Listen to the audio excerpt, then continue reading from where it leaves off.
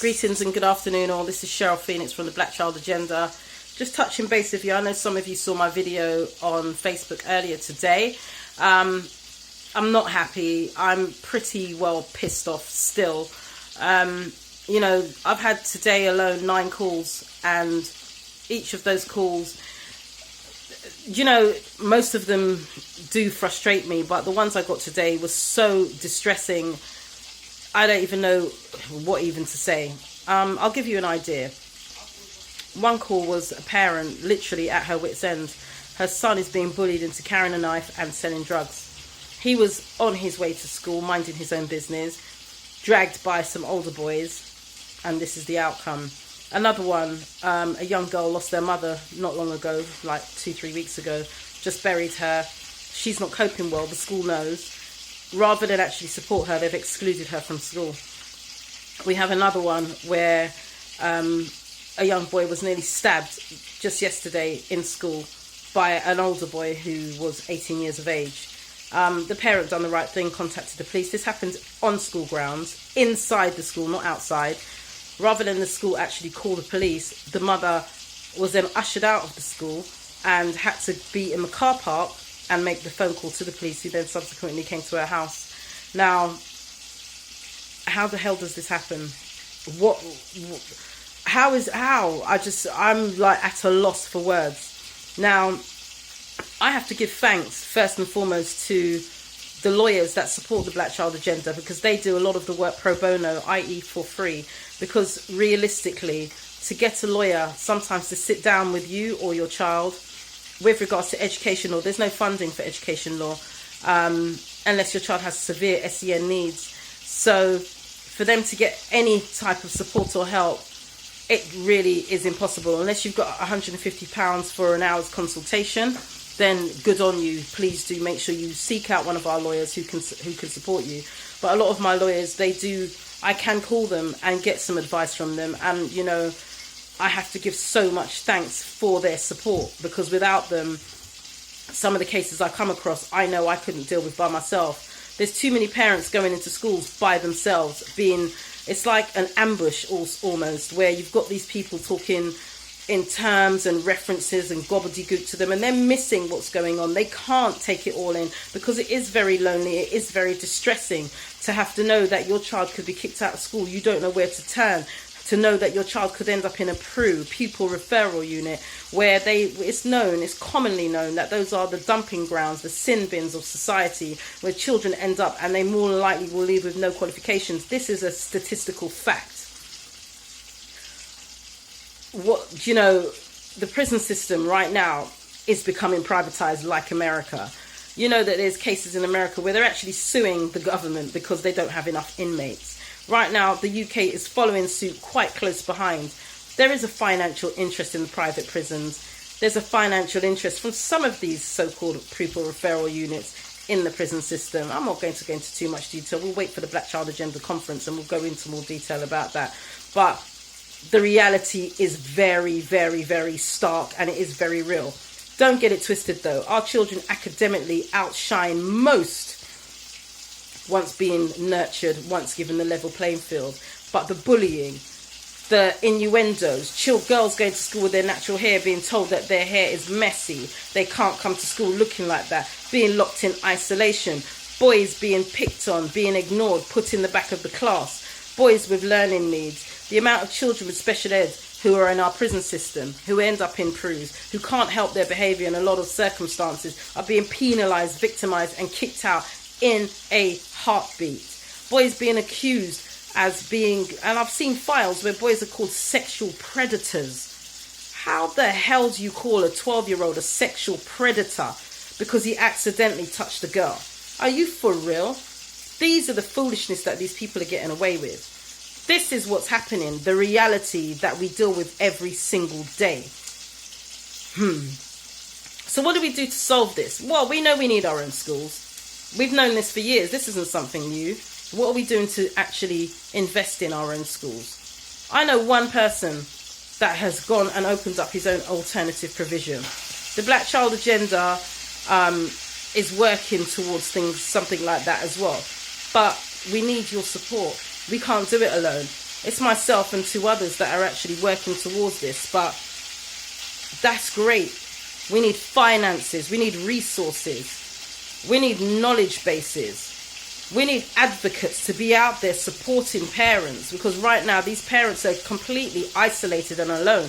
Do you know how many times it will be 8, 9 o'clock in the evening and I'll get someone calling me just so that they can offload and talk? Some of them are so scared. Mental health is rife in our community.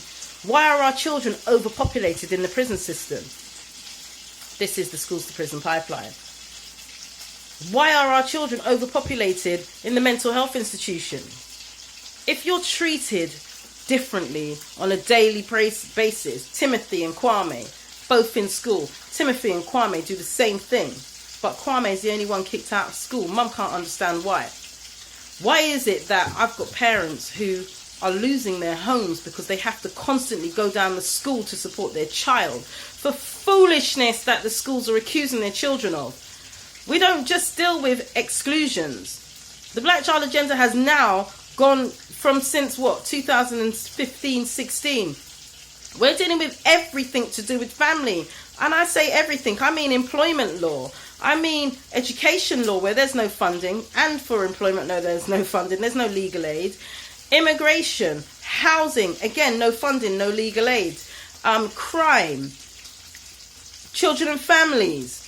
The whole shebang and caboodle we're dealing with. Because it's not just about the exclusion and then your child goes to another school. No, that's not it at all. And if you think that's it, oh, it's just exclusions, you just go down to school and speak to them and then get your child back in. It's not as simple as that, because there are a lot of mitigating circumstances and factors that get a child to the place that they are. Our children are the brightest. They are the brightest. They do well. But what is it that's changing them? How they're treated whilst in these places. Remember, they spend more time in school than they do with you, mum and dad. So if they're being treated a certain way every single day, do you not think that has an emotional and psychological impact on your child and their behaviour? If your child is being bullied by people out on the road to carry a knife and sell drugs, where do you go? Who do you talk to? This is why I say we need more advocates. It is not just to go to schools, but we do need them. Because when you go to the school, there's 10, 12 of them, 5, 6 of them, whatever, sitting down waiting to pounce. And if you are not right up there with your knowledge, they will twist you up. You will miss certain things that are said. They will write reports behind your back and you don't know how to follow up the right terminology to use. This is why we need more people to get involved. It's not just about exclusions. We're talking about the whole 9 yards. Do you know how many cases I've got where children have gone to school, their parents have gone to pick them up and their child is not there, has been taken? This is the reality. It sounds like scaremongering and, oh no, there's laws against that. Really? Really? They're not being followed. And that's why people call the Black Child Agenda Cheryl Fiends. That's why they call, because the protocol, it's all there. Trying to change the law is one thing, but the guidelines are there. The problem we have is that schools are not following the guidelines that they're supposed to, that has been set out by government. They're quite clear, and as all we do is use them to make sure that what they're supposed to be doing is correct. A lot of these academies seem to think they're a law unto themselves. No, they have to follow procedure like everybody else. So if you want to get involved and become a parent advocate, a school governor, parent advocate, school governor, or independent review panel member, please contact me directly. 07856 473 039. If you'd like to donate to the Black Child Agenda, you can go to allthews.gofundme.com/Black Child Agenda. If you want to donate without paying the fees to PayPal and whoever else, just contact me. You've got my number, 07856 473 039. Yes, we need our own schools, but I don't see much going on there. All the lip service and intellectual masturbation ain't doing sweet FA for our children who are dying on the roads. How many more funerals are we going to go to? How many more black dresses or colour coordinations do we have to go to? How many more GoFundMe pages are we going to have set up for these children that are dying, not even making it past 18? How many? Because right now, I just see a lot of talking, not a lot of doing. Unfortunately, what I do isn't glamorous. You're not going to get a medal. You're not going to get a badge. You're not going to be able to take lovely pictures at the end to show how wonderful and well you're doing. What I do is very, very isolating. It's very taxing on your time. It's very taxing on your energy. But if I don't, who the fuck will? So, with that said, you've got my number. You know how to donate. Become an advocate. Do something different. Don't get me wrong, it's not just the Black Child Agenda out there doing work. There's loads of other organisations, North, South, East and West London, Leeds, Birmingham, Manchester, Bristol, that are doing good work. But do you know what? It's actually not enough. It's not close to being enough, because the minority are taking up the slack for the majority. The majority need to get more involved. You need to do something different, guys, because does it have to be your child before you take this shit seriously? Is that what it takes? I'm done.